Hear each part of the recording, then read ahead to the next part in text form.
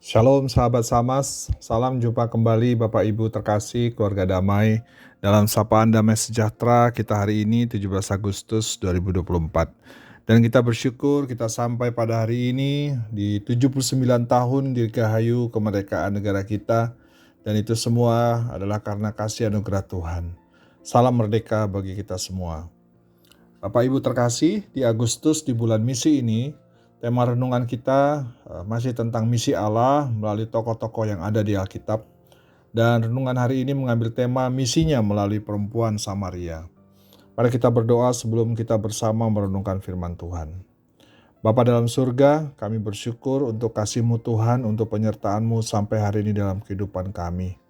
Terima kasih untuk kesehatan yang Tuhan beri dan kesempatan bagi kami untuk mendengar dan merenungkan sapaan Tuhan.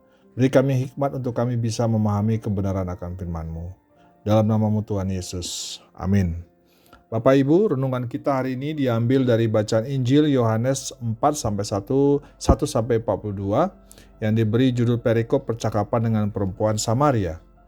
Bapak Ibu dapat membaca keseluruhan perikop ini di rumah, namun saya akan bacakan beberapa ayat di awal, tengah, dan akhir untuk menjadi bahan perenungan kita yang diambil dari Yohanes 4. Kita awali ayat 3-4, ayat 28-30, dan diakhiri ayat 39. Demikian Injil firman Tuhan. Ia pun meninggalkan Yudea dan kembali lagi ke Galilea. Ia harus melintasi daerah Samaria.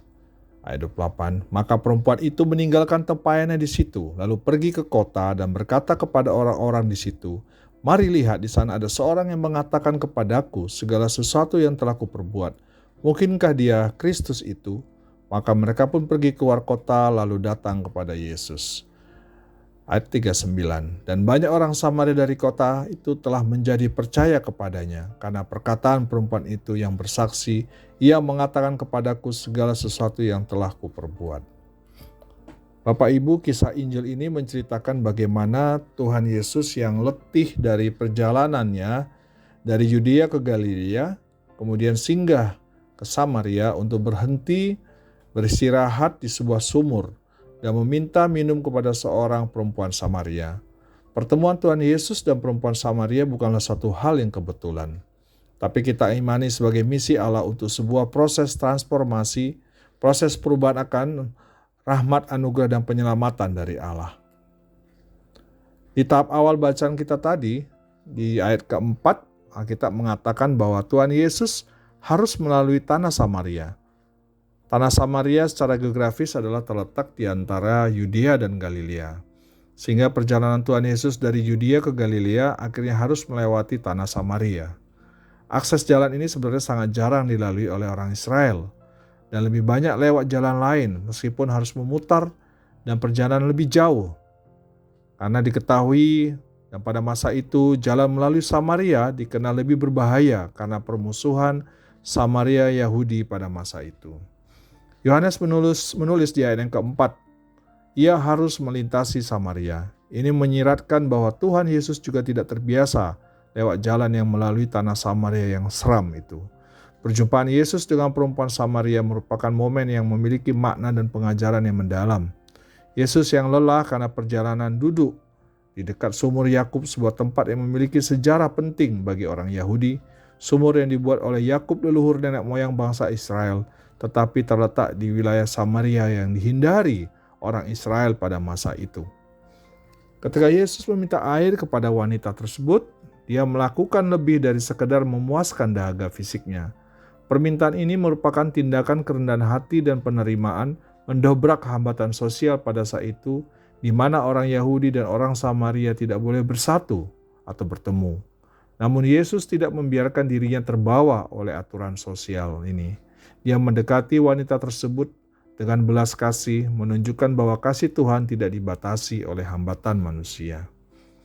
Perjumpaan ini juga menunjukkan bagaimana pendekatan Yesus terhadap dosa. Alih-alih mengutuk wanita tersebut karena kehidupannya yang kotor, cemar, dan penuh dosa, Yesus malah memperlakukannya dengan bermartabat dan menawarkan dia kesempatan untuk memulai kembali kehidupannya.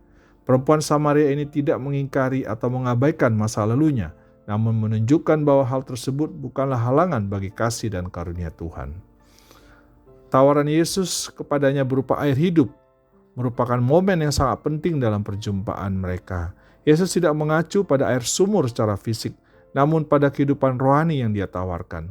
Ini adalah air yang tidak hanya memuaskan dahaga fisik, namun juga dahaga terdalam dalam jiwa kita, yaitu pencarian kita akan cinta kasih dan penerimaan. Air hidup dapat dianggap sebagai simbol Roh Kudus yang Yesus janjikan akan diberikan kepada mereka yang percaya kepadanya. Air hidup juga merupakan simbol rahmat Tuhan. Itu adalah pemberian cuma-cuma yang diberikan terlepas dari kemampuan atau upaya kita. Sama seperti perempuan Samaria yang najis, kita tidak perlu menjadi sempurna untuk menerima air hidup. Yang kita butuhkan hanyalah menyadari kenajisan kita dan memiliki kehausan rohani dan membuka hati kita untuk menerima keselamatan yang Yesus tawarkan. Bapak Ibu terkasih, dikisahkan dalam ayat 8 tadi, setelah perjumpaan dengan Yesus dan berbincang-bincang dengannya dan mendengar firman yang disampaikan Yesus, perempuan Samaria ini dengan segera meninggalkan kendi airnya. Dia meninggalkan kendi airnya, simbol dari meninggalkan kehidupan yang lama. Dia tidak lagi peduli dengan reputasi atau masa lalunya, namun bersemangat dan berlari untuk menceritakan kepada orang lain tentang Yesus. Dia menjadi saksi kasih dan anugerah Tuhan, dan banyak orang Samaria percaya kepada Yesus melalui dia. Wanita Samaria ini menjadi saksi kuasa Yesus mengubahkan hidupnya. Dia tidak memiliki pengetahuan teologis yang mendalam, namun dia memiliki pengalaman pribadi dengan Yesus dan dia bagikan kisahnya ke orang-orang Samaria lainnya. Suatu perjumpaan hanya dengan seorang perempuan Samaria yang penuh dosa, namun mengubahkan hidup banyak orang. Bapak Ibu terkasih keluarga damai, kisah perempuan Samaria adalah gambaran yang kuat tentang anugerah Yesus yang mengubah hidup banyak orang. Perempuan ini adalah orang asing, seorang wanita dengan reputasi buruk, dan seorang Samaria, orang yang dianggap najis oleh orang Yahudi. Namun Yesus memperlakukannya dengan bermartabat, hormat dan kasih, menawarkan kepadanya air kehidupan rohani. Ini adalah undangan yang sama yang Yesus berikan kepada kita saat ini. Dan ini merupakan misi Allah di mana Tuhan Yesus menawarkan kepada kita air hidup, kehidupan rohani yang dapat memuaskan dahaga terdalam kita akan cinta kasih dan penerimaan. Kisah perempuan Samaria juga mengingatkan kita bahwa tidak ada seorang pun yang berada di luar jangkauan kasih dan anugerah Tuhan. Yesus meruntuhkan hambatan budaya sosial agama apapun untuk mencapai hal tersebut. Dan ia melakukan hal yang sama bagi kita saat ini. Terlepas dari kesalahan, kegagalan atau masa lalu kita, Yesus menawarkan kita kemungkinan untuk memulai kembali dan menjalani kehidupan yang penuh dan bermakna di dalam Kristus. Kisah perjumpaan Yesus dan perempuan Samaria adalah pengingat yang kuat akan kasih Yesus yang mengubahkan, agar seperti perempuan Samaria, hidup kita dapat diubah melalui perjumpaan dengan Yesus, dan kita dipakai olehnya untuk menyaksikan kasih dan anugerahnya kepada orang lain. Dan melalui air hidup kehidupan rohani, kita bisa merasakan hidup berkelimpahan yang Yesus janjikan. Terpujilah Tuhan. Mari kita berdoa.